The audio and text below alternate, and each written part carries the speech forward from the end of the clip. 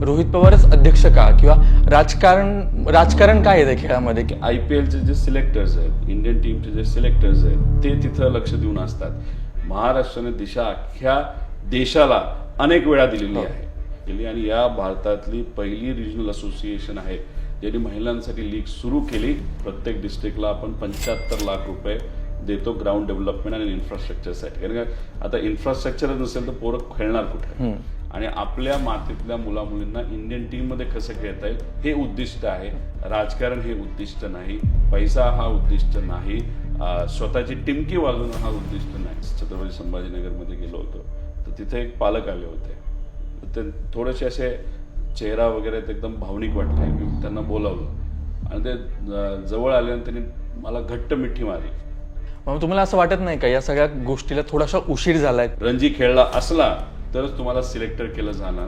आज Indian team मध्ये असणारे जे सर्व खेळाडू आहेत, मेजॉरिटी खेळाडू हे सामान्य कुटुंबातले आहेत. आपण जर समजायला लागलो की आपल्यासारखं हुशार कुणीच नाही तर आपण हवेत गेलेलो कधी खाली आपटू हे सांगता येणार नाही. पवार साहेब आता IPL वगैरे बघतायत का? चांगली पार्टनरशिप कोणाची होते राजकारणामध्ये, आणि राजकारणात चांगला बॅट्समन कोण आहे? मी स्ट्रेट फॉरवर्ड आहे. महाराष्ट्राच्या राजकारणात चांगला गुगली बॉलर कोण आहे की सतत गुगले टाकत असतो?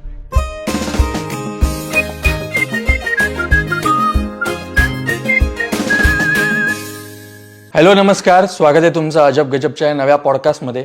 आणि आज माझ्यासोबत पॉडकास्टमध्ये जरी राजकीय व्यक्ती असली तरी आजच्या गप्पा ह्या राजकीय होणार नाही आहेत. कारण की आज मी त्यांना एक क्रिकेट प्रेमी, एक क्रिकेटचा चाहता, कारण की मी सुद्धा एक क्रिकेटचा चाहता आहे म्हणून एक प्रश्न विचारणार आहेत. सो आपल्यासोबत आहेत आज MCAचे अध्यक्ष रोहित पवार. रोहित दादा, स्वागत आहे तुमचं अजब गजब पॉडकास्टमध्ये. सो विषय खूप छान आहे, क्रिकेट. कारण की अख्ख्या भारताला, अख्ख्या जगाला क्रिकेट खूप आवडतं. सो पहिला प्रश्न माझा असा आहे की भारतातल्या किंवा कुठेही प्रत्येक गल्लीत एक क्रिकेटर असतो किंवा एक अभिनेता असतो. प्रत्येकाला असं वाटतं की मला अभिनेता व्हायचं, क्रिकेटर व्हायचं. तुम्हाला पण सुद्धा असं लहानपणी वाटायचं का की आपण क्रिकेटर होऊ? म्हणजे प्रश्न थोडक्यात असा आहे की क्रिकेटचं वेळ किंवा क्रिकेट कधीपासून समजायला लागलं? ते माझं असं म्हणणं आहे की तुम्ही म्हणाला की गल्लीत क्रिकेटर असतो. माझं असं मत आहे की गल्लीत क्रिकेटर नसतो, हृदयात क्रिकेटर असतो. आणि जेव्हा तुम्ही एखाद्या खेळावर खूप मनापासून प्रेम करता तर नक्कीच ठीक आहे, प्रोफेशनली खेळणार नाही खेळणार, पण हातात बॅट आली तर तुम्हाला बॉल तरी मारता आला पाहिजे. त्यामुळे मला लहानपणीपासून क्रिकेट हे आवडायचं. टेनिस बॉल क्रिकेट ही मी भरपूर खेळालेलो आहे. आणि काही काही ठिकाणी तर आम्ही प्लास्टिक बॉलवर सुद्धा, म्हणजे day and night cricket, plastic बॉलचे रूल्स थोडेसे वेगळे असतात, तसंही क्रिकेट खेळलेलो आहे. लेदरवर खेळणं मला जास्त आवडतं. पण लवकर बिझनेसला लागल्यामुळे त्यावेळेस काही बिझनेसमध्ये अडचणी होत्या, त्यामुळे काही पुढे कंटिन्यू करू शकलो नाही. मला खेळायला आवडतं, बघायला कमी आवडतं. पण मला जेव्हा केव्हा हातात बॅट येते नाही तर बॉल येतो, मग तिथं मी क्रिकेट खेळल्याशिवाय राहत नाही. एक राजकीय व्यक्ती आणि एक क्रिकेट प्रेमी, आणि तेव्हा कुठे असं वाटलं होतं तुम्ही क्रिकेट खेळताना किंवा तुम्ही जेव्हा राजकारणात उतरला की आपल्याला MCAचं महाराष्ट्र क्रिकेट असोसिएशनचं अध्यक्षपद मिळेल, आपण एवढी छान कामगिरी करू शकतो, असं काही वाटलं होतं तेव्हा? कसा होता हा प्रवास? नाही, कसं असतं की सगळ्याच गोष्टी तुम्ही प्लॅन केल्यात आणि तशा होतात असं नाही. Go with the flow. चांगल्या मनाने, चांगल्या विचाराने एखादी गोष्ट तुम्ही केली नाही तर तुम्ही जर चांगल्या विचाराने जगत राहिलात तर ऑटोमॅटिकली चांगल्या गोष्टी तिथं होत असतात. तसंच माझं महाराष्ट्र क्रिकेट असोसिएशनचं आहे की होत गेल्या महाराष्ट्र क्रिकेट असोसिएशनमध्ये काम करण्याची संधी मला मिळाली. अध्यक्ष झालो, चांगली अपेक्स बॉडी मेंबर्स तिथे आले, CEO असतील, सगळेच चांगले लोक असल्यामुळे चांगलं काम आता महाराष्ट्र क्रिकेट असोसिएशनच्या माध्यमातून होतं आहे. पण नेहमी हेच मी म्हणतो, कुठलंही काम करत असताना ती फक्त सुरुवात आहे, खूप काय आपल्याला करायचं आहे. त्यामुळे कम्पेअर केलं तर खूप केल्यासारखं वाटतं लोकांना, पण माझ्या महत्त्वाकांक्षा मोठ्या असल्यामुळे मला नेहमी असं वाटतं की जेवढं करेल तेवढं कमी आहे. कारण जेवढी जास्त संधी तुम्ही क्रिकेटला सामान्य कुटुंबातल्या मुलामुलींना देऊ तेवढं कमीच आहे. जेवढं जास्त करता येईल तेवढा प्रयत्न हा केला पाहिजे. आणि मला सांगायला खूप आवडेल की जेव्हापासून तुमच्याकडे अध्यक्षपद आलं तेव्हा MPL सुरू केली, WMPL सुरू झाली, त्यानंतर पुण्यात आपल्या वर्ल्ड कपच्या 2023ला 5 मॅचेस झाल्या. इतकी मोठी गोष्ट आहे पुणेकरांसाठी, आपल्या भारतासाठी, महाराष्ट्रासाठी. म्हणजे या भावना कशा आहेत तुमच्या की तुम्ही आल्यापासून एवढ्या छान छान गोष्टी होऊ लागल्या? नाही, प्रयत्न करावे लागतात, भेटावं लागतं काही लोकांना. शेवटी कसं आहे की जेव्हा तुम्ही क्रिकेट नाही तर खेळामध्ये काम करत असता, अध्यक्ष नाही तर सदस्य म्हणून, तिथं राजकारण आणून चालत नाही. एखादा व्यक्ती एखाद्या संघटनेचा जो प्रमुख असेल आणि ती संघटना ही तुमची अपेक्स बॉडी आहे, अपेक्स संघटना आहे, जसं की BCCI ही महाराष्ट्र क्रिकेट असोसिएशन आहे, तर देशातल्या सर्व असोसिएशनची प्रमुख संघटना आहे. तिथं कुणी बसला असला तरी असोसिएशनसाठी, क्रिकेटसाठी, महाराष्ट्राच्या क्रिकेटसाठी तिथं जाऊन आपल्याला भेटावं लागतं, चर्चा करावी लागते आणि ते लोकंसुद्धा सहकार्य करतात. तसंच इंटरनॅशनल टुर्नामेंट इथं ज्या झाल्या, वर्ल्ड कप झालं, त्यानंतर 2 इंटरनॅशनल मॅचेस आपल्याला तिथं मिळाल्या. त्याच्याचबरोबर आपण स्वतःच्या मॅचेससुद्धा तिथे घेत असतो. त्यामुळे त्यासाठी प्रयत्न नक्कीच करावे लागतात. आणि क्रिकेट आणि राजकारणाची एक गोष्ट तुम्हाला सांगतो, म्हणजे मी खेळाडू असल्यामुळे रूल्स मला माहिती आहेत आणि माझं नेहमी म्हणणं असतं की रूलप्रमाणे खेळलं पाहिजे. एक काही सेट स्टँडर्ड्स असतात, त्या पद्धतीने खेळलं पाहिजे. आता हे क्रिकेटमध्ये आपण मेंटेन करू शकतो, स्पोर्ट्समध्ये मेंटेन करू शकतो, पण राजकारणात करता येत नाही. पण स्पोर्ट्समन असल्यामुळे राजकारणात सुद्धा सेट स्टँडर्ड असावे असा तिथं माझा प्रयत्न आहे. म्हणजे क्रिकेटचा फायदा काही प्रमाणात मला राजकारणामध्ये सुद्धा तिथं होत असतो की करायचं असेल तर चांगल्या पद्धतीनेच व्हावं आणि शेवटच्या घटकापर्यंत पोचावं. आणि क्रिकेटमध्ये गुगली असतेच, त्यामुळे राजकारणात गुगली जेव्हा येते त्यामुळे गुगली इथं खेळू शकत असल्यामुळे तिथे गुगलीला फेस मी करू शकतो राजकारण. तुम्ही अशा अनेक गुगली फेस करता, आम्हाला दिसतं विधानसभेत वगैरे. पण मला असं वाटतं की मी आज माझ्यातला छोटासा पत्रकार आहे तो आज दाबून ठेवावा आणि जास्त राजकारणावर प्रश्न न विचारता आपण क्रिकेटवर गप्पा मारू. पण रोहित दादाच इतके राजकारणाचे कोपरखळ्यात देत आहेत, त्यामुळे हा विषय येणारच आहे, प्रेक्षकांसाठी हा विषय येणारच आहे. सो MPL तुम्ही सुरू केली पुन्हा आणि WMPL सुरू केली, महिलांना क्रिकेटमध्ये प्राधान्य तुम्ही दिलं. ती या भावना कशा आहेत तुमच्या की महिलांना क्रिकेटमध्ये तुमच्याकडून सुरुवात झाली? आपल्या असोसिएशनकडनं MPL म्हणजे महाराष्ट्र प्रीमियर लीग हे 7-8 वर्षापूर्वी सुरू झाली होती, पण ती कंटिन्यू झाली नव्हती. काही अडचणी त्यावेळेस तिथं असतील आणि कुठलीही गोष्ट कंटिन्यू न होणं संस्थेसाठी चांगलं नसतं, नाही तर क्रिकेटसाठी चांगलं नसतं. त्यामुळे आम्ही जेव्हा निवडून आलो, आम्ही जेव्हा चर्चा करत होतो तेव्हा आम्ही निर्णय घेतला की नाही, आता आपल्याला MPL चालू करायचं. आता MPLचा फायदा कसा होतो की MPL एक लीग आहे, जसं IPL असते तशी MPL आहे. म्हणजे IPL ही इंटरनॅशनल लेवलची झाली आणि BCCI त्या ठिकाणी ती घेत असते. आणि आपण जेव्हा घेतो तेव्हा आपण बाय लॉ ऑफ BCCI फक्त रिजनल लेवलला त्या ठिकाणी घेऊ शकतो. आणि तसंच आपण MPL सुरू केली. याचा फायदा असा आहे की एकतर तो TV वर आपण दिसतो, म्हणजे आपली जी मुलं जे IPL मध्ये खेळू शकत नाहीत, आता लगेच नवीन आहेत, लोक त्यांना ओळखत नाहीत. त्याच्याच बरोबर ग्रामीण भागातले खेळाडू, ग्रामीण भागातले खेळाडू, पण त्यांची अपेक्षा असते, जसं की आता तुम्ही एक पत्रकार आहात, तुमचंही म्हणणं असतं की एका मोठ्या चॅनलवर तुम्ही दिसावं, नाही तर मनामध्ये कुठल्या तरी कोपऱ्यामध्ये तुम्हाला असं वाटत असेल की you can be a good actor. मग तुम्हाला अशा स्वप्नात दिवसा रात्री तुम्हाला वाटतंय की अरे शाहरुख, रणबीर कपूर आपल्या बाजूला पाहिला आणि आपण तिथे अगदी मनातलं. बरोबर. तर हे जे आपलं स्वप्न असतं टीव्हीवर येणं, तसंच क्रिकेटरचं सुद्धा असतं.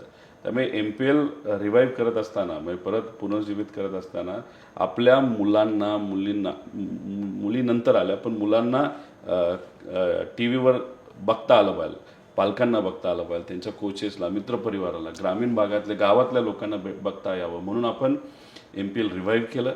आणि अजून एक फायदा असतो की IPLचे जे सिलेक्टर्स आहेत, इंडियन टीमचे जे सिलेक्टर्स आहेत, ते तिथं लक्ष देऊन असतात. त्याच्यामुळे फायदा असा झाला एक इंटरनॅशनल लेवलच्या ग्राउंडवर या मुलांना खेळता आलं, डायरेक्ट गल्ली टू इंटरनॅशनल ग्राउंड. दुसरं TV वर ते दिसायला लागले, स्पॉन्सरर्स झाले, फ्रँचायझी ओनर्स झाले, त्यांच्यावर मोठ्या प्रमाणात लक्ष आलं, त्यातून काही लोक आता सिलेक्ट होतात.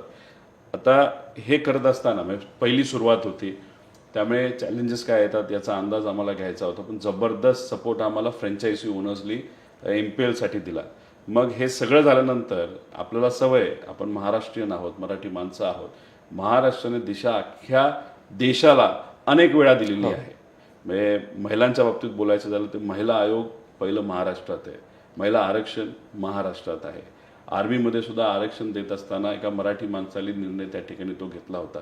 मग एवढं जर मुलींसाठी, महिलांसाठी या महाराष्ट्राने केलं असेल, तर मग रिजनल असोसिएशनपैकी महाराष्ट्र क्रिकेट असोसिएशन ही पहिली असोसिएशन का होऊ नये की महिलांसाठी लीग चालू करायला.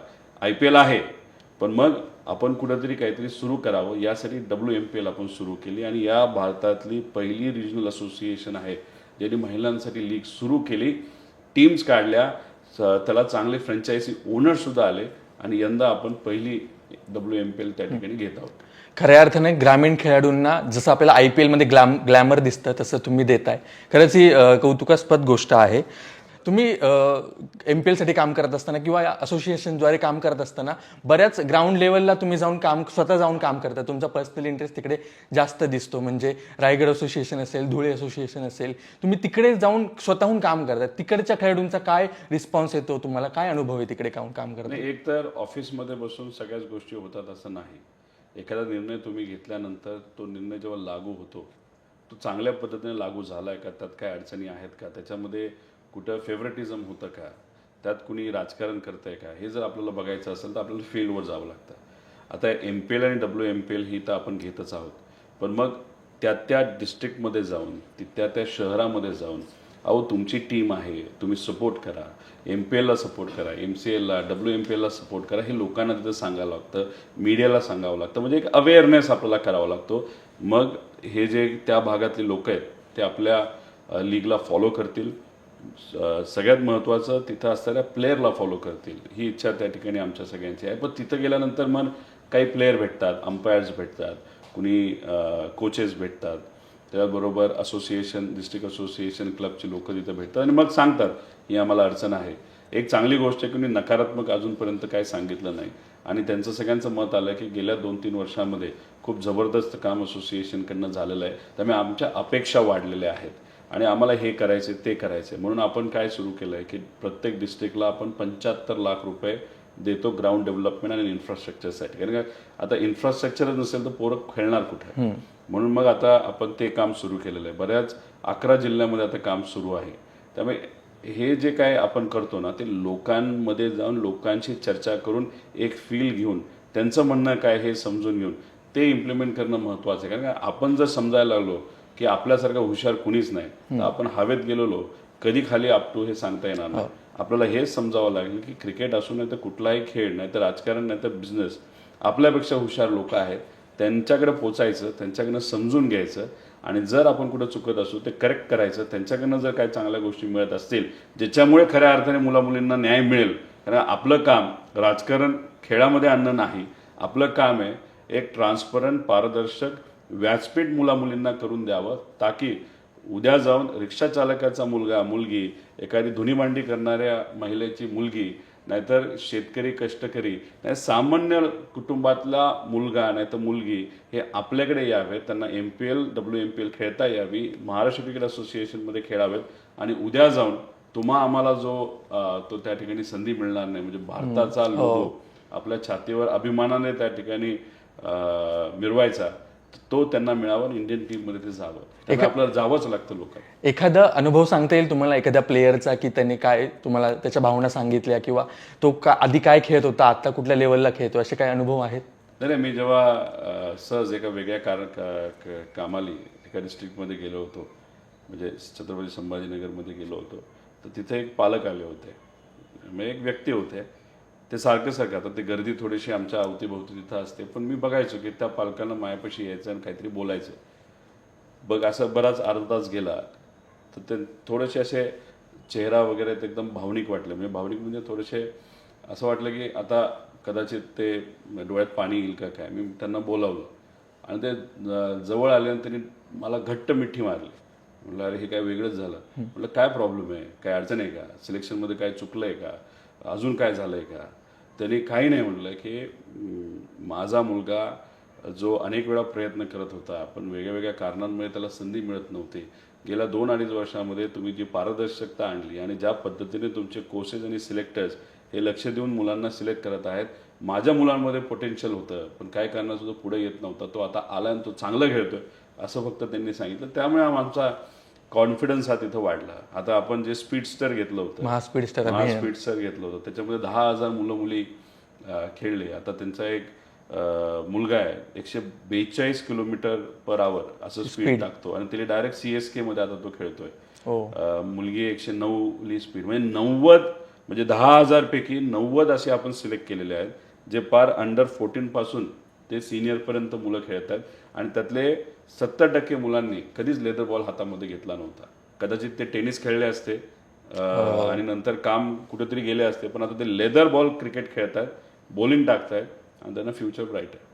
तर तुम्ही खरंच ती महास्पीड सर अभियान राबवलं, तर एकदा मला संक्षिप्त स्वरूपात सांगा ना की काय नक्की तुमची थॉट प्रोसेस काय होती ते अभियान सुरू करण्याबाबत? नाही, आता कसं आहे की लेदर बॉल क्रिकेट खेळणं तसं सोपं नसतं, कारण त्याला तुम्हाला प्रॅक्टिस करावी लागते, क्लब जॉईन करावं लागतं, डिस्ट्रिक्ट जॉईन करावी लागते, तिथं तुम्हाला सिलेक्ट व्हावं लागतं. सिलेक्ट झाल्यानंतर मग त्याच्या एक वेगळ्या डिस्ट्रिक्ट लेवलच्या मॅचेस होतात, क्लब लेवलच्या मॅचेस होतात, त्यातून मग मुलं सिलेक्ट होतात. मग ते वरती येऊन मग आम्ही त्यांच्यावर लक्ष घालून त्यातून काही मुलं आम्ही सिलेक्ट करतो. ही प्रक्रिया फार मोठी आहे. आता याच्यामध्ये काही असं मुलं असतात की त्यांनी कधीच लेदर बॉल क्रिकेट खेळलेलं नसतं, नाहीतर खेळतात, ते खूप जबरदस्त आहेत, त्यांच्यात पोटेन्शियल आहे, पण त्यांची टीम वीक आहे आणि ती टीम पुढे येत नाही, आणि ती पुढे न आल्यामुळे आमचं लक्ष त्या मुलावर जात नाही. मग ह्याच्यासाठी सगळं बायपास करून डायरेक्ट आपण एक स्पर्धा सुरू करावी असं आमचं सगळ्यांचं मत होतं, जेणेकरून मुलींना डायरेक्ट अप्लाय करता येईल. आणि जेव्हा आम्ही रिजनल लेवल वाईज म्हणजे आम्ही विभागनिहाय तिथं ही स्पर्धा घेतली होती, ती सगळी मुलं आली, जे कुणी आली त्याला बॉलिंग टाकता येते का नाही टाकता येत, संधी दिली आणि त्यातून ही मुलं पारदर्शक पद्धतीने काढली. म्हणजे ज्यांना कदाचित ते क्रिकेट खेळलेच नसते, नाही तर टेनिसवर बॉलिंग करतात पण लेदरवर आले नसते, अशांना आपण तिथं संधी दिली. म्हणजे आपण म्हणतो ना की आपण जातोय, आपण हिरे शोधून आणतोय, ते काम आम्ही तिथं केलं. आणि तशी हिरे मुलांमध्ये आणि मुलींमध्ये आम्हाला मिळालेले आहेत. ते कदाचित त्यातलं एखाद दुसरा इंडियासाठी सुद्धा खेळू शकतो. वा. आता हा माझा पुढचा प्रश्न जरा वेगळा आहे की अशा बऱ्याच क्रीडा संघटनांमध्ये ना राजकीय प्रभाव दिसून येतो. म्हणजे मला सुद्धा असा पहिला प्रश्न पडला होता की जेव्हा तुम्हाला अध्यक्षपद मिळवलं की रोहित पवारच अध्यक्ष का, किंवा राजकारण काय आहे त्या खेळामध्ये, किंवा एखादा प्लेयर तो अध्यक्ष का नाही होऊ शकत आहे. म्हणजे असा प्रश्न असा आहे की राजकारण्यांनी अशी महत्त्वाची पदे भूषवावी का, खेळात राजकारण आणायचं का, किंवा ह्याच्याबद्दल तुम्ही काय विचार करता? हे बघा, आता एखादा हॉस्पिटल जर चालवायचं असेल तर बऱ्यापैकी डॉक्टर चालवतात, पण डॉक्टरांचा फोकस हा थोडासा वेगळा असतो. ॲडमिनिस्ट्रेशन जर योग्य पद्धतीचं करायचं असेल आणि तिथं ॲडमिनिस्ट्रेटिव्ह व्यक्तीला जर आपण ठेवलं तर ते हॉस्पिटल चांगल्या पद्धतीने चालू शकतं. तसंच बिझनेसचं आहे, तसंच इतर गोष्टीचं आहे.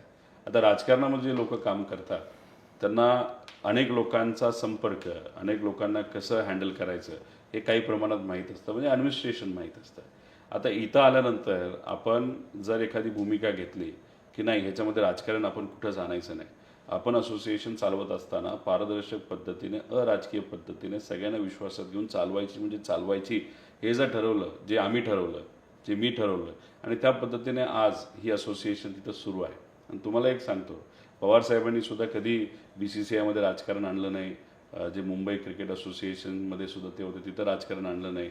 कुठल्याच खेळामध्ये त्यांनी आणलं नाही. त्याच्यामध्ये नेहमी संधी देण्याचा प्रयत्न तिथं केला.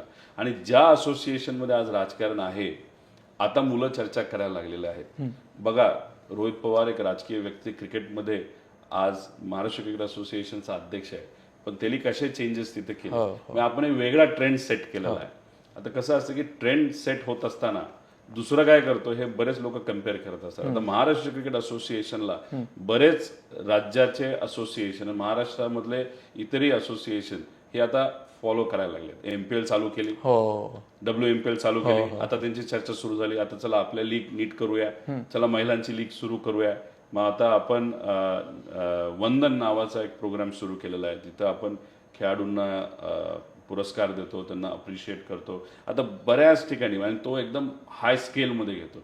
आता बऱ्याच असोसिएशन सुरू करतो रिजनल. मला काय म्हणायचं आहे, एकतर इंटेंट काय आहे तुमचं? माझं इंटेंट क्लिअर आहे, याच्यात राजकारण आणायचं नाही.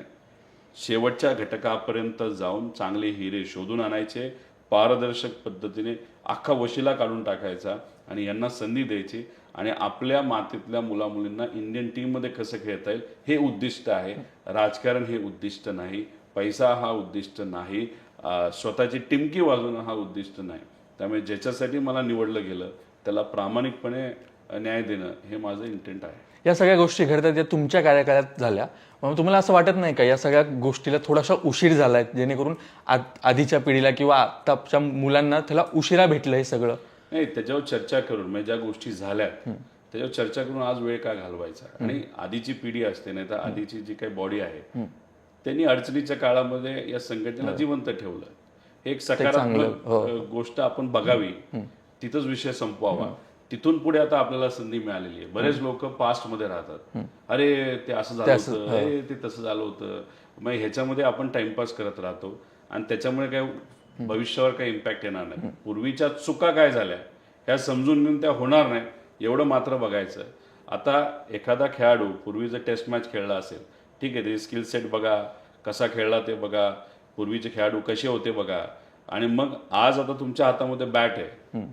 तुम्ही आता बॅटचं करता काय, म्हणजे तुम्ही स्कोअर करता का पहिल्याच ह्याच्यावर आउट होता, हे आता तुमच्या हातात आहे. त्यामुळे आम्ही आता स्कोरिंग सुरू केलेलं आहे, आम्ही काय आता थांबत नाही.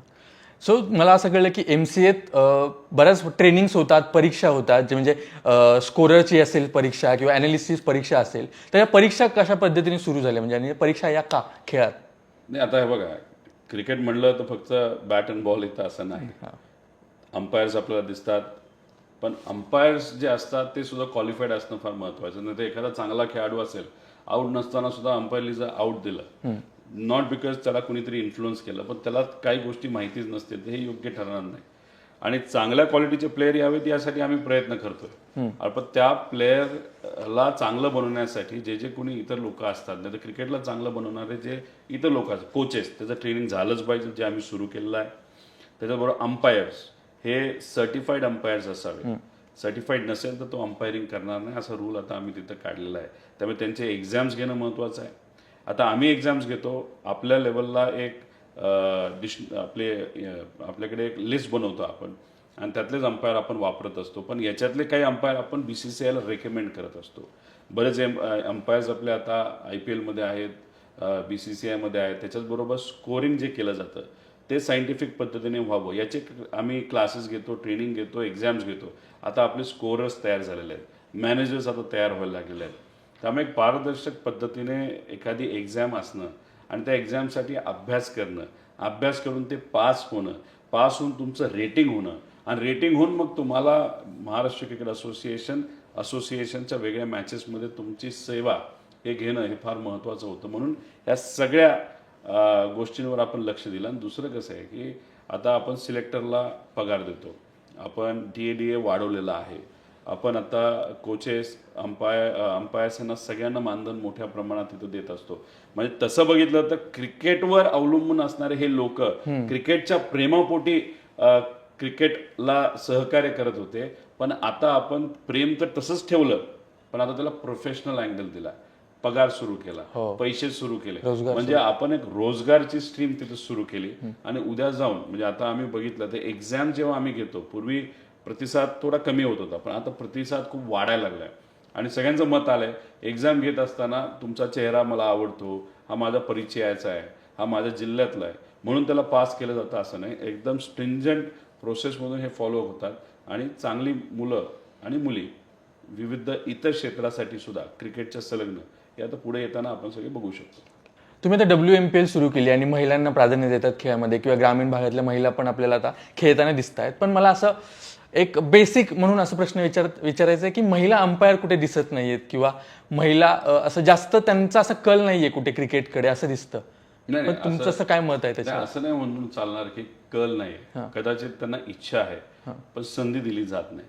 त्यामुळे आता आपण महाराष्ट्र क्रिकेट असोसिएशनकडनं काय करत आहोत, तर आपण डिस्ट्रिक्टला जाणार आहोत. आता मुलांच्या बाबतीत एक सिस्टम सेट झाली, आता पुढची स्टेप काय, तर मुलींच्या बाबतीत सुद्धा अंपायर्स पुढे यावेत.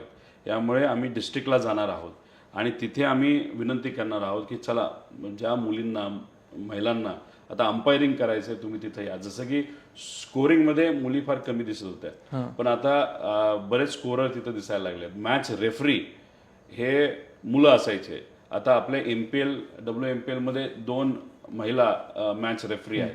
त्यामुळे आता आम्ही प्रोग्राम सुरू करत आहोत की ज्याच्यातून मुलींना सुद्धा अंपायर म्हणून तिथं प्रमोट करायचं, ट्रेन करायचं आणि त्यांना संधी सुद्धा द्यायची. त्यामुळे येत्या काळामध्ये पुढच्या सत्रामध्ये तुम्हाला मुली अंपायर्स हे 100% तिथे दिसतील. वा. सो मला आता असं कळलं की MPL सुरू होते पुढच्या महिन्यात आणि पावसाळा सुरू होतोय. सो आता मला प्रश्न असा पडला की मग पावसाळ्यात कसं काय क्रिकेट मॅच सुरू करता येईल, किंवा याच्यात काय काय विचार करताय तुम्ही? आता कसं आहे, आम्हाला असं वाटतं की थंडीत मॅचेस व्हाव्यात, उन्हाळ्यात मॅचेस व्हाव्यात, पण BCCI एक आपल्याला शेड्यूल देतं, आपल्याला म्हणजे अख्ख्या भारताच्या असोसिएशनला देत असतं, आणि ते शेड्यूल आपल्याला पाळावं लागतं, त्या मॅचेस घ्याव्या लागतात. त्याला BCCI मॅचेस आपण म्हणतो. आणि सगळ्या एज कॅटेगरीजमध्ये 14, 16, 19, 23 आणि ओपन मुलं आणि मुली अशा त्या मॅचेस असतात. आणि ते शेड्यूल बघितलं तर कधीच म्हणजे थंडीत पण नाही आणि उन्हाळ्यात पण नाही आपल्याला मॅचेस घेता येत नाही. अच्छा. मग पर्याय काय राहतो, मग ते म्हणतात की मग IPLच्या वेळेस तुम्ही मॅचेस घ्यायच्या नाही, कारण IPL टीव्हीवर दाखवलं जातंय. तुम्ही जर घेतला तर ते थोडंसं प्लेयर सुद्धा तिथे खेळत असतात आणि बरंच काय होऊ शकतं. मग कधी घ्यायचं, तर IPL झाल्यानंतर. आता IPL कधी होतं, तर मे लास्ट वीकमध्ये, ठीक आहे. आज या देशावर थोडीशी अडचण आल्यामुळे आणि आपला देश तिथं आणि आपले सगळे सैनिक हे आपल्या देशवासियांसाठी तिथे लढत असल्यामुळे आणि मध्ये जे इन्सिडेन्सेस झाले, थोडी IPL पुढे गेली आणि आम्ही सुद्धा ते मान्य केलं, स्वागत केलं तो निर्णय. आणि आता नंतर सीज फायर झाल्यानंतर आता परत IPLचं राहिलेलं सत्र सुरू झालेलं आहे. त्यामुळे ठीक आहे, पावसाळ्यात जातं, आम्हाला पर्याय नाही आणि हे अख्ख्या देशासाठी लागू होतं. मग पर्याय नसेल तर आपल्याकडे खास काय बाब आहे. आपलं जे स्टेडियम आहे, या भारतात जेवढे स्टेडियम आहेत, भारतात कदाचित एक 35 एक स्टेडियम असतील, 35-36 स्टेडियम इंटरनॅशनल लेवलचे असतील. त्यात 3 स्टेडियम असे आहेत की तिथं जर पाऊस पडला तर सँड बेस्ड स्टेडियम त्याला आपण म्हणतो, त्याचं ड्रेनेज सिस्टम जबरदस्त असते. 15 मिनिटात पाणी गायब होतं. म्हणजे खाली जाताना ते आम्ही कलेक्ट करतो आणि ते परत आम्ही झाडांसाठी वगैरे ते वापरतो, ती वेगळी गोष्ट. तर या देशामध्ये 3 तसे स्टेडियम आहेत, त्यात आपलं एक येतं. त्यामुळे आपल्याला पाऊस आला तरी 15 मिनिटं थांबावं लागतं. आमचा जो फील्ड स्टाफ आहे तो जबरदस्त आहे. 1-2 मिनिटामध्ये अख्खं जे पिच असतं, जे सगळ्यात महत्त्वाचं असतं, जे हृदय असतं, ते आपण झाकून घेतो. पावसाची वाट बघतो की पाऊस येऊ दे, पण मॅचच्या वेळेस येऊन नको देऊ. आणि मग पाऊस थांबला की लगेच आम्ही 15 मिनिटात मॅच सुरू करू शकतो. त्यामुळे एकतर आम्हाला रूल्स फॉलो करावे लागतात, त्यामुळे तेवढाच काळ मिळतो, तेवढाच पिरियड मिळतो. पाऊस तर असतोच, पण आपलं ग्राउंड चांगलं असल्यामुळे आपण मॅचेस घेऊ शकतो. आणि अजून एक चांगली गोष्ट मला अशी कळाली की ही MPL किंवा WMPL ही जिओ हॉटस्टारवर अशा मोठ्या माध्यमांवरती प्रक्षेपित होते. IPL संपते आणि IPLला आपल्याला कसे जिओ हॉटस्टारवर आपले मोठमोठे प्लेयर दिसतात, तसे ग्रामीण भागातले प्लेयर सुद्धा आपल्या त्या मोठ्या प्लॅटफॉर्मवर दिसतील. या मागे तुमची थॉट प्रोसेस काय होती? नाही, आता या मुलांना टीव्हीवर बघता यावं. आई वडील घरी असतात, सगळेच आई वडील काही वेळ काढून दिवसाची मजुरी असते, शेती करायची असते, नाही तर दुसरं काहीतरी काम असतं, त्यामुळे त्यांना ग्राउंडवर येता येत नाही. मग काय, तर टीव्हीवर बघायचं आणि एक अभिमान असतो आई वडिलांचा, अरे माझ्या मुलाला मुलीला मी टीव्हीवर बघते. ते सुद्धा काय असं नुसतं कुठला तरी आपला चॅनल दिला आणि त्याच्यावर आपण दाखवलंय असं नाही. पण जिओ हॉटस्टार या जगामध्ये सगळ्यात चांगल्या पद्धतीने क्रिकेट नाही तर स्पोर्ट्सला दाखवणारा चॅनल आहे. फॉलोअर्स जबरदस्त आहे आणि त्याच्यावर आपण ह्या मुला मुलींना दाखवतो. आणि स्टार स्पोर्ट्स हिंदी 2 म्हणजे एक त्यांचा वेगळा चॅनल, त्याच्यावरती तो दाखवतो. म्हणजे मुलांना भारी वाटावं, खेळाडूंना लोकांना बघता यावं, आपलं नाव, आपले खेळाडू हे अख्ख्या जगात तिथं दिसावेत आणि त्याच्याच बरोबर जे सिलेक्टर्स आहेत त्यांचं सुद्धा लक्ष त्या खेळाडूंवर असावं. या हेतूतून आपण या 2 मोठ्या चॅनलवर या मॅचेस त्या ठिकाणी दाखवतो. आणि सगळ्यात महत्त्वाचं काय की कदाचित इतर जे काही असोसिएशन आहेत त्याच्यामध्ये जबरदस्त मोठे प्लेयर जे आहेत ते जास्त असतील, पण हे जास्त त्यांच्याकडे प्लेयर असताना सुद्धा आणि महाराष्ट्राकडे अपकमिंग प्लेयर आहेत आपल्याकडे, तर हे कम्पेअर जर केलं तर आपल्याकडे अपकमिंग ओळखत नाही पण पोटेन्शियल जास्त आहे अशा काही प्लेयरची नावं तुम्ही सांगू शकता? खेळाडू असताना सुद्धा आपलं जे फॉलोअर्स आहेत जिओ हॉटस्टारवर आणि आपल्या स्टार स्पोर्ट्स हिंदीवर ते जास्त आहे. म्हणतात ना की ह्या उगवत्या सूर्य म्हणजे जे काही आमचे खेळाडू आहेत त्यांना बघायला इतर लीगमध्ये चांगले खेळाडू असताना सुद्धा लोकांचं प्रेफरन्स हे महाराष्ट्र क्रिकेट असोसिएशनला आहे. त्यामुळे मला असं वाटतं की खूप मोठं अचीवमेंट MPL आणि आता WMPL होतं त्यालाही चांगलं फॉलोशिप मंदाना खेळणार आहे. त्यामुळे अशा पद्धतीने ह्या दोन्ही टुर्नामेंट तिथं सुरू आहेत. वा, तुम्ही बोलताना असं म्हणलात की दादा की डिस्ट्रिक्ट असोसिएशनला आपण 75 लाखाचे तरतूद करून दिली. अजून ग्रासरूटला असे काय तुम्ही बदल केले किंवा तुम्ही आता काय असं काय करू वाटलं जेणेकरून ग्रामीण भागातल्या क्रिकेट खेळाडूंना प्राधान्य मिळेल? आता तुम्हाला ऍक्टिंग आवडते म्हणून सांगतो, तुम्हाला जर ऍक्टर व्हायचं असेल तर ऑडिशन करावे लागतं. आता ऑडिशनला तुम्हालाच जावं लागतं, तुम्हाला लाईनीत उभं राहावं लागतं आणि शेवटी नशिबाचा खेळ आहे. तिथे एखाद्या ऍक्टरचा मुलगा नाही तर मुलगी आली तर लांबूनच तुम्हाला नॉट फिट सांगतात, काय काय असेल तर. आता क्रिकेटच्या बाबतीत ते थोडंसं वेगळं आहे, आपल्याला शोधावं लागतं. त्यामुळे कसं शोधायचं, तर जेवढं प्लॅटफॉर्म तुम्ही मोठं कराल, जेवढ्या जास्त मॅचेस तुम्ही घ्याल, तेवढा जास्त फायदा आपल्याला होत असतो या मुलींना शोधण्याचा. आता याच्यामध्ये आम्ही काय केलं, पूर्वी 36 टीम होत्या, आता 54 टीमवर आम्ही तिथे घेऊन गेलो. ह्याच्यामध्ये अजून जास्त प्लेयर खेळायला लागले. जेवढे जास्त प्लेयर खेळायला लागले तेवढे जास्त खेळाडू आपल्याला दिसायला लागले. आता जर थोडंसं कम्पेअर करायचं झालं तर 2-2.5 वर्षापूर्वी आपण नॉकआउटपर्यंत पण जात नव्हतो. ओके. फार एखाद दुसरी मॅच टुर्नामेंट तिथं जिंकली होती, पण नॉकआउटमध्ये जात नव्हतो. पण या वर्षी म्हणजे जे गेलं वर्ष होतं त्याच्यामध्ये आपण ह्या सगळ्या गोष्टी केल्यामुळे म्हणजे आपले प्लेयर्स ऑलमोस्ट ट्रिपल झालेले आहेत. समजा ते 2-2.5 हजार खेळत होते तर आता आपण 7,500-7 हजार मुलं आणि मुली आपल्या विविध टुर्नामेंटमध्ये तिथे खेळत असतात. म्हणजे एवढ्या जास्त लोकांवर आम्ही लक्ष ठेवत असतो आणि त्यातून आम्ही ते हिरे काढत असतो. समजा आपण म्हणतो ना की 10x10 एखादं आपण हिऱ्याची खाण खोदली आणि त्यात काढत बसलो आणि समजा 100 एकर आपण घेतलं आणि त्यात हिऱ्याची खाण खोडायला गेलो तर कदाचित चान्सेस जास्त आहेत. असंच क्रिकेटचं आहे. त्यामुळे आम्ही टीम्स वाढवल्या, त्यामुळे प्लेयर्स जास्त खेळले, मुलं आणि मुली दोन्ही. डिस्ट्रिक्टवर आम्ही थोडासा फोकस केला, क्लब्सवर आम्ही फोकस केला. याच्यामुळे झालं असं की यावर्षी सगळ्या फॉर्मॅट्समध्ये अंडर-14, 16, 19, 23, ओपन, मुलं मुली सगळ्यामध्ये आम्ही नॉकआउट्समध्ये गेलो. गेल्या वेळेस आपण अंडर-19 जी मुलांची टीम आहे BCCIची जी टुर्नामेंट ती जिंकली. यंदा वेस्टला आम्ही मुलींची टीम जिंकली आणि काही अशा बऱ्याच टुर्नामेंट आहेत तिथं आम्ही सेमीफायनल फायनलपर्यंत गेलो. ठीक आहे, ये तो हमारी सुरुवात आहे. आता आम्ही आमच्या ऑफिसमध्ये जिथं आम्ही सगळे कप्स ठेवतो, अवॉर्ड्स ठेवतो, त्याचं रिनोव्हेशनचं काम सुरू केलेलं आहे. जास्तीत जास्त आपल्या ट्रॉफीज बसाव्यात, कारण का आता सुरुवात होते. पुढच्या वर्षीपासून त्या ट्रॉफी यायला सुरुवात होईल. कारण कसं असतं की एक्झाम आली आणि अभ्यास केला आणि तुम्ही चांगले मार्क मिळाले असं होत नसतं. तुम्हाला आधीपासून तुमचा बेस सुरू करावा लागतो, पहिलीत अभ्यास करावा लागतो. असं करत करत 10th पर्यंत बेसिक कॉन्सेप्ट तुमचा क्लिअर झाला तर 10th चांगली पास करता, 12th मग डॉक्टर वगैरे काय तुम्हाला व्हायचंय. तसं क्रिकेटचं आहे. बेस आता आम्ही क्लिअर केलेला आहे, मॅचेस वाढवलेले आहेत, प्लेयर वाढवलेले आहेत, कोचेस चांगले आहेत, सिलेक्टर म्हणजे पूर्वी सिलेक्टर कोणालाही तिथं केलं जायचं, पण आता आम्ही रूल आणलाय रणजी खेळला असला तरच तुम्हाला सिलेक्टर केलं जाणार. आणि जर जास्तीत जास्त रणजी तुम्ही खेळला असणार, जी सिनियरिटी आहे त्या सिनियरिटी प्रमाणे तुम्ही त्या सिलेक्शन कमिटीचं चेअरमन होणार. आता इथं आम्ही कोणाला घेतलं सिलेक्टरमध्ये, राजकीय व्यक्तीला घेतलं नाही, आम्ही कुठल्याही इतर व्यक्तीला नाही घेतलं. आम्ही तिथं रणजी खेळलेल्या व्यक्तीलाच सिलेक्टर म्हणून ठेवलेलं आहे. त्यामुळे ते क्रिकेटच बघतात आणि मग यामुळे आता चांगले खेळाडू पुढे यायला लागलेले. आता आमच्या ट्रॉफी जी आम्ही जागा केलेली आहे पुढच्या वर्षीपासून आता ट्रॉफी सुरू होतील. सो मला असा वेगळ्या धाटणीचा प्रश्न विचारायचा आहे की क्रिकेटमध्ये तुमचा पर्सनल इंटरेस्ट आहे आणि तुमच्याकडे MCAचं अध्यक्षपद आलं आणि तुम्ही इतकी छान छान कामं केली, पण असं बऱ्याचपैकी दिसतात की क्रिकेटला ऑलरेडी ग्लॅमर आहे, मग क्रिकेट आपल्याला सगळ्यांना आवडतं, पण असे महाराष्ट्रातले किंवा ऑलिम्पिकमध्ये असे काही खेळ आहेत. वेगळा प्रश्न आहे, तुमचा अध्यक्षपदचा प्रश्न नाही येतो की अशा कुठल्या आपल्या खेळांना तुम्हाला प्राधान्य देता येईल का, किंवा असा काही तुमचा विचार आहे का, किंवा तुम्ही जर भविष्यात क्रीडा मंत्री झालात महाराष्ट्राचे किंवा केंद्रातले क्रीडा मंत्री झालात, असं अजून काय काय करता येईल, असं काय तुमचे थॉट आहेत का आता? नाही, आपल्याला स्कूल ऑलिम्पिक्सवर काम करावं लागणार आहे. म्हणजे आता काय होतंय की समजा इंटरनॅशनल IB स्कूलमध्ये जी मुलं मुली असतात ते भारी कपडे घालतात, फी जास्त असते. दुसरं CBSE बोर्ड आहे आणि आपलं SSC बोर्ड आहे. आता याच्यामध्ये खूप मोठी तफावत आहे. तर मला असं वाटतं की राज्याचा जो कोणी मंत्री असेल, नाही तर जी संधी जेव्हा केव्हा त्या ठिकाणी मिळेल तेव्हा स्कूल ऑलिम्पिक्स सुरू केलं पाहिजे. कंपल्सरीली तुम्ही कितीही मोठी स्कूल असल्या, तुमची कितीही फी असली तरी तुम्हाला SSC बोर्डची मुलं ज्या स्पर्धेमध्ये पार्टिसिपेट करतात त्यातच तुम्ही पार्टिसिपेट झालं पाहिजे.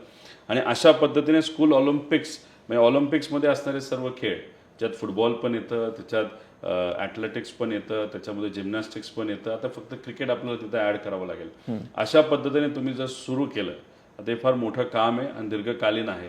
जेव्हा तुम्ही स्कूलपासून म्हणजे फर्स्ट स्टँडर्डपासून सुरू कराल, वेगवेगळे एज कॅटेगरीज, मग एक 10 वर्षांनी एखादा मुलगा आत्ता जो समजा पहिलीत आहे तो जेव्हा 10वी पर्यंत जाईल त्याला ज्या पद्धतीने तुम्ही ग्रूम कराल, नाही तर तुम्ही लक्ष द्याल, ह्यातले जसं क्रिकेटमध्ये ह्यातले काही चांगले प्लेअर आम्ही कसं सिलेक्ट करतो, ग्रूमिंग करतो, अकॅडमीमध्ये टाकतो, तसंच जेव्हा तुम्ही स्कूल ऑलिम्पिक्स ठेवाल, समजा तुमच्या नावाचं एक कार्ड आहे, मी पण आता पहिलीत आहे, माझं पण एक कार्ड आहे, त्या कार्डवर दरवर्षी अपडेट होत जाणार की आपलं परफॉर्मन्स कसं आहे. तर उद्या तुम्हाला शिक्षणासाठी स्कॉलरशिप लागली तर कुणीतरी सांगितलं म्हणून तुम्हाला मिळणार नाही. अरे बाबा, माझा ट्रॅक रेकॉर्ड आहे, माझं स्कॉलरशिपची जबाबदारी घ्या. मी कोणाचाही मुलगा असलो, गरीबाचा असो नाही तर काही असो, तर तुमची स्कॉलरशिप जबाबदारी सरकारची. तुमचा फोकस काय, शिक्षणाला आम्ही मदत करतोय, तुमचा फक्त फोकस काय, जॅव्हलिन थ्रो टाकतोस ना तर सगळ्यात लांब टाकायचा. जर तू 100 मीटर पळतोस ना सगळ्यात बोल्डपेक्षा जास्त स्पीडली पळायचं, बाकी आम्ही काळजी घेऊ राहण्यापासून सगळी. तर हे जेव्हा आपण सरकार म्हणून तिथे करू तर मला असं वाटतं की नक्कीच 10 वर्षानंतर भारताचे तर ऑलिम्पिक्समध्ये, वर्ल्ड ऑलिम्पिक्समध्ये मेडल्स वाढतीलच, पण त्या मेडल्सपैकी 60-70% वाटा हा आपला महाराष्ट्राचा असेल. दादा, 1996ला पुण्यात विश्वचषकच्या मॅचेस झाल्या होत्या आणि त्यानंतर आत्ता 27 वर्षानंतर तुमच्या अध्यक्षपदाखाली त्या मॅचेस झाल्या, म्हणजे 5 मॅचेस झाल्यास किंवा अजून पण मॅचेस झाल्या, आणि तुम्ही ती वर्ल्ड कप ट्रॉफी टूर काढली आपल्या महाराष्ट्रातल्या मुलांसाठी, किंवा ती ट्रॉफी बघता यावी ती टूर काढली. त्याबाबतची भावना काय होती, काय वाटत होतं तुम्हाला? एक समजून घ्या की भारतीय संस्कृतीमध्ये स्पर्शाला फार महत्त्व आहे. तुम्ही कुठल्याही मंदिरात गेल्यानंतर महाराष्ट्रात, भारतात तुम्ही देवाचा स्पर्श तिथे करू शकता, हात लावू शकता. आई वडिलांचा जेव्हा तुम्ही आशीर्वाद घेता तेव्हा तुम्ही वाकून नमस्कार करता आणि आपला आशीर्वाद सुद्धा डोक्यावर हात ठेवून केला, तर मग स्पर्शाला महत्त्व आहे. आता क्रिकेटमध्ये जेव्हा तुम्ही म्हणता की मी क्रिकेट प्रेमी आहे, नाहीतर मी फॅन आहे, नाहीतर जे खेळाडू आहेत ते आपले क्रिकेटचे गॉड्स आहेत असं आपण तिथं म्हणतो. आता ह्याच्यामध्ये सगळ्यात उत्कृष्ट आणि सगळ्यात मोठी सर्वश्रेष्ठ ट्रॉफी कुठली आहे क्रिकेटमध्ये? ती वर्ल्ड कप आहे. आता ही ट्रॉफी आपण कुठे बघतो? टीव्हीवर बघतो, पोस्टरवर बघतो. सामान्य व्यक्ती म्हणून एखाद्या व्यक्तीला जर चुकून संधी मिळाली तर फायनल मॅच जेव्हा होते वर्ल्ड कपची तिथं ती ट्रॉफी आपल्याला दिसते. आपल्याला नॉर्मल मॅचेस सुद्धा मध्ये दिसत नाही ती. म्हणजे समजा ज्या दुसऱ्या मॅचेस होतात वर्ल्ड कपच्या, पण मग समजा ज्या क्वालिफाईंग मॅचेस असतात, नाहीतर समजा सेमीफायनल असतात, ती फायनल. आता आपल्या लोकसंख्या किती भारताची? 150 कोटी. आता जर एखाद्या ग्राउंडमध्ये फायनल होत असेल त्याची कॅपॅसिटी किती आहे? आता सगळ्यात मोठं जे याचं ग्राउंड आहे आपलं इंटरनॅशनल ग्राउंड अहमदाबादचं, 1,40,000ची कॅपॅसिटी आहे. 150 कोटी कुठं आणि 1,50,000 कुठं, ते सुद्धा जर कोणाला दिसली असेल ट्रॉफी तर. आता आम्हाला जेव्हा 5 मॅचेस बीसीसीआयला दिले, त्यांचा आभार त्या ठिकाणी व्यक्त केले. ती ट्रॉफी आम्ही आमच्या ऑफिसमध्ये ठेवली असते, आम्ही आमच्या मित्रांना बोलवलं असतं, आमच्या ओळखीच्या लोकांना बोलवलं असतं, मेंबर्सला बोलवलं असतं, अपेक्स बॉडीच्या लोकांना बोलवलं असतं, मिठी मारून फार फोटो काढले असतात. ते अलाउड नाही पण तरी तुम्हाला सांगतो. मग हे फार सेल्फिश झालं असतं. आम्हाला आता ICC म्हणजे जी बीसीसीआयच्या वर एक जी बॉडी आहे त्यांनी आम्हाला संधी दिली. त्या संधीचं काय करायचं ते तुम्ही ठरवा आम्हाला सांगितलं. ते आम्ही प्रायव्हेट अफेअर ठेवू शकलो असतो, प्रायव्हेट पार्टी टाईप ठेवलं असतं, त्यात आम्ही ते करू शकलो असतो. पण शेवटी आपण मराठी माणसं, आपण आपल्या पुरतं सगळं काही ठेवत नसतो. तर मग अपेक्स बॉडीला एक निर्णय घेतला की आता वर्ल्ड कप म्हणजे आपल्या सगळ्यांची इच्छा होती की ही ट्रॉफी आपल्याकडे तिथं इंडियाकडे यावी आणि आपण फार शेवटपर्यंत तिथे गेलोच होतो. पण ती ट्रॉफी बघणं हे फार महत्वाचं होतं. मग आपण म्हणलं चला काहीतरी वेगळं करून बघू. आपण एक रॅली काढली. आम्हाला असं वाटलं ठीक आहे 5,000 हजार लोक तिथे येतील. आपलं खेळाडू तर कुणी नव्हतं, आम्हीच होतो आणि ट्रॉफी होती. ट्रॉफीला बघायला कोण येणार, फक्त ती बघता यावी, लोकांना ती जवळून बघता यावी, एवढंच आमचं इंटेंट होतं. तर तुम्हाला सांगतो जिथं आमचं टार्गेट 5-1 हजार होतं तिथं माझ्या अंदाजाने 2-1 लाख म्हणजे सुरुवातपासून एंडपर्यंत जे काही रस्त्यावर फार पानवाल्यापासून, मुलांपासून, मुलींपासून, विद्यार्थ्यांपासून, फार जे कोणी गाडी आसपास होते सगळ्यांनी ती ट्रॉफी बघितली, जवळून बघितली. आणि शेवटी ॲग्रिकल्चर ग्राउंड पुण्यामध्ये ती एका ठिकाणी ठेवली होती 1-2 तासासाठी. लोक येऊन सेल्फी काढत होते. हा अनुभव आणि ही संधी सगळ्यांनाच मिळत नाही. पण ती संधी आम्हाला जेव्हा दिली ती आम्ही आमच्यापुरती न ठेवता ती लोकांपर्यंत जावी, कारण ती ट्रॉफी लोकांची आहे. असं जगात कुठे घडलं नसेल असं कुठलं. आमच्यानंतर एका असोसिएशनने ते कॉपी केलं, पण तोपर्यंत म्हणजे आमच्यापर्यंत कोणी नव्हतं केलं. ठीक आहे, महाराष्ट्र ट्रेंड सेट करतं. आमच्या असोसिएशनचं नाव काय तर महाराष्ट्र क्रिकेट असोसिएशन. आमची जबाबदारी आहे नवीन नवीन ट्रेंड चांगले सेट करायची. तिथं सुरुवात अनेक विषयामध्ये आम्ही केलेली आहे, त्याचाच तो एक विषय होता. दादा, असं म्हणतात की क्रिकेट हे श्रीमंताचा खेळ आहे, त्याला खूप पैसा लागतो, त्याला अकॅडमीला मुलांना जायला खूप लाखो रुपये भरावे लागतात, घरचं बॅकअप चांगलं पाहिजे. मग जर ग्रामीण भागातला तरुण खेळाडू जर हा विचार करत असेल की क्रिकेट श्रीमंताचा खेळ आहे, तर तुम्ही त्याला काय सांगाल? एक तर आज इंडियन टीममध्ये खेळणारे जे खेळाडू आहेत ना, तर आमच्या असोसिएशनमध्ये सुद्धा नाही तर इतरही असोसिएशनमध्ये खेळणारे जे सर्व खेळाडू आहेत त्यातले 80 ते 90% अशा कुटुंबातून आहेत की तिथं त्यांना बॅट घेणं पॅड घेणं हे परवडत नाही, पण त्यांनी तो प्रयत्न केला. तुम्ही जोपर्यंत प्रयत्न करणार नाही तोपर्यंत तुम्ही पुढे येऊ शकत नाही. तुम्ही प्रामाणिक प्रयत्न केले तर ऑटोमॅटिकली काही गोष्टी अशा घडतात की तुम्हाला तिथं मदत ही मिळत जाते. असोसिएशन तर मदत करतच असते, अरे पण फील्डवर तर या, नाही तर घरीच बसून अरे आपली अशी वाईट परिस्थिती आहे, आपलं काय भविष्याचं होणार, हा जर विचार करून तुम्ही घरी रडत बसला तर आयुष्यभर तुम्ही रडतच बसणार आहात. पण तुम्ही जर विचार कराल नाही मी काहीतरी करू शकतो, त्यासाठी तुम्ही धडपड करणार असाल तर मग ग्राउंडवर येऊन ती धडपड करा. आम्ही तुमच्यावर लक्ष ठेवू आणि जो तुम्हाला सपोर्ट लागेल तो आम्ही त्या ठिकाणी देऊ. हे आम्ही करून दाखवलेलं आहे. त्यामुळे कृपा करून तुम्ही कुठेही एखाद्या घरामध्ये जन्मलं हे आपल्या हातात नसतं. प्रेमळ आई वडील मिळणं हे नशिबाचा खेळ आहे आणि 99.99% लोकांना हे प्रेमळ आई वडील मिळतात. तुम्ही लकी आहात, मी लकी आहे. पण आता पुढं काय करायचं हे आपल्या हातात असतं, आपल्या आई वडिलांच्या हातामध्ये नसतं. ते आपल्याला प्रेम देतात, आर्थिक अडचण असली तरी मदत करतात, पण ती मदत घेतल्यानंतर नाही तर मदत न मिळता सुद्धा तुम्ही जर प्रयत्न केले तर भविष्य हे सगळ्यांचंच चांगलं असतं. त्यामुळे आज इंडियन टीममध्ये असणारे जे सर्व खेळाडू आहेत मेजॉरिटी खेळाडू हे सामान्य कुटुंबातले आहात. त्यामुळे ट्राय मारा, ट्राय करा. समजा 10 वर्षानंतर तुम्ही इंडियन टीममध्ये खेळलात तर तुम्ही म्हणाल त्यावेळेस केलं म्हणून माझं चांगलं झालं. नाहीतर समजा तुम्ही ट्राय मारून सुद्धा झालं नसेल तर तुम्ही 10 वर्षानंतर एखाद्या ऑफिसमध्ये काम करत असताना तुम्ही म्हणाल नाही मी ट्राय तर मारला, जमलं नाही हरकत नाही, पण रिग्रेट नाही. त्यामुळे रिग्रेट मनामध्ये ठेवू नका. जे काय मनात आहे ते करून दाखवा आणि ते केल्याशिवाय सक्सेस हे मिळत नसतं. ट्राय तर मारा, सिक्सर बसेल. बसू शकतो, 6 नाही आलं तर 4 तरी बसेल. येस. आपण आता बऱ्यापैकी शेवटाकडे येऊया की पवार साहेब आता IPL वगैरे बघतायत का? ते सगळ्या मॅचेस बघतात जेव्हा तेव्हा त्यांना वेळ असतो. खास करून वर्ल्ड कप तर नक्कीच बघतात आणि इंडियाची मॅच असते ते सोडत नाहीत. त्यांची फेवरेट टीम कुठली IPLची?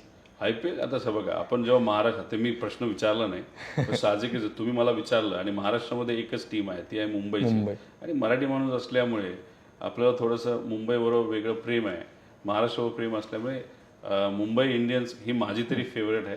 साहेबांना आता तुमचा हा पॉडकास्ट झाल्यानंतर जाऊन फोन करतो आणि विचारतो की तुमची कुठली फेवरेट आहे. तुमची तरी कळली आम्हाला, मुंबई इंडियन्स तुम्ही खूप फॉलोअर्स. मुंबई आणि महाराष्ट्र, येस. त्यामुळे नक्कीच ती टीम. आपण एक छोटासा गेम खेळूया, एक छोटासा रॅपिड फायर खेळूया की तुमचा महाराष्ट्रातील आवडता क्रिकेटर कोण आहे? आता महाराष्ट्रातून म्हणजे तुम्ही म्हणता की महाराष्ट्रात, म्हणजे तसं मुंबईमध्ये रोहित शर्मा आहे, नाव पण चांगलं आहे, रोहित नाव आहे. आणि आपल्याकडे ऋतुराज आहे, केदार जाधव चांगला खेळाडू तिथं होता, मंदना आहे.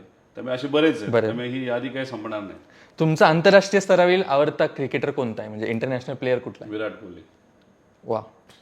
एखादं आव्हान जे खूप कठीण होतं आणि त्यातून तुम्ही काय शिकला? नाही, आर्थिक अडचण खूप होती आपल्या असोसिएशनमध्ये, पण त्या आर्थिक अडचणी सोडवत असताना अपेक्स बॉडीच्या सर्व मेंबर्सला एकत्रित घेतलं आणि नक्कीच चांगला विचार केला तर अडचणी सुटत गेल्या. त्यामुळे प्रयत्न, पुढे अडचणी खूप होत्या, फारच अडचणी होत्या.